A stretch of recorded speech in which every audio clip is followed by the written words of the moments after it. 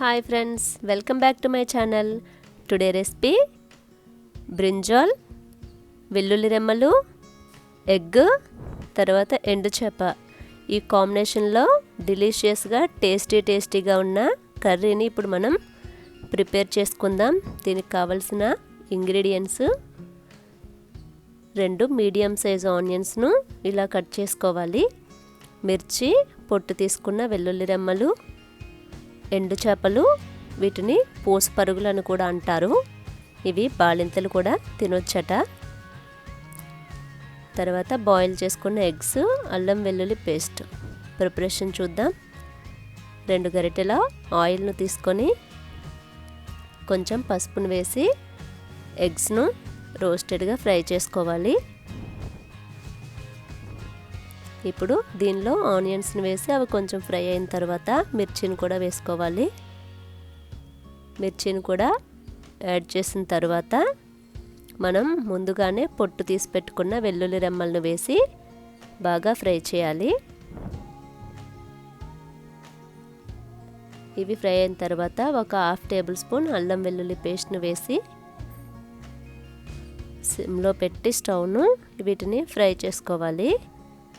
తర్వాత దీనిలో మనం ముందుగానే కట్ చేసి పెట్టుకున్న వంకాయ ముక్కలను వేసుకొని కొంచెం ఒక 2 నిమిషాల పాటు ఫ్రై చేసి 1 టేబుల్ స్పూన్ కల్లుప్పు, 1 టేబుల్ స్పూన్ కారం వేసి వీటిని మంచిగా కలిపి ఒక 2 నిమిషాల పాటు మూత పెట్టి స్టవ్ను సిమ్లో ఉంచి మగ్గించుకోవాలి.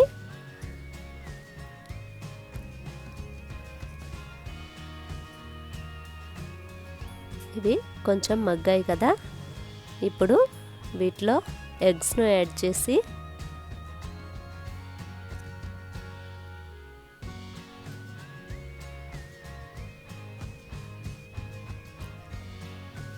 ఒక 1/2 గ్లాసు, పెద్ద గ్లాసులో 1/2 గ్లాస్ అంతా వాటర్ని వేయాలి.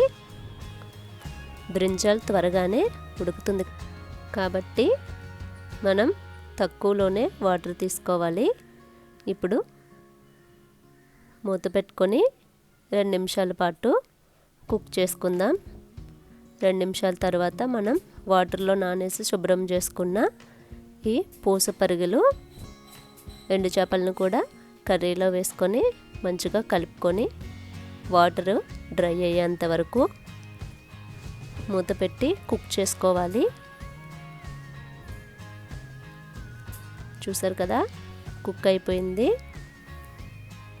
ఈ ఎండు చేప తర్వాత బ్రింజాల్, వెల్లుల్లి ఈ కాంబినేషన్లో కర్రీ చాలా టేస్టీగా వేడి రైస్లో గనక మనం వేసుకొని తింటే చాలా బాగుంటుంది.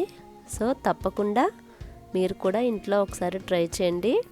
మనకు ఎండు చేపలు అవైలబుల్ లేకపోతే నార్మల్గా మనం బ్రింజాలు తర్వాత ఈ వెల్లుల్లి వలిచిపెట్టుకున్న వెల్లుల్లితో ఇలా కర్రీని మనం ప్రిపేర్ చేసుకోవచ్చు. చాలా టేస్టీగా ఉంటుంది.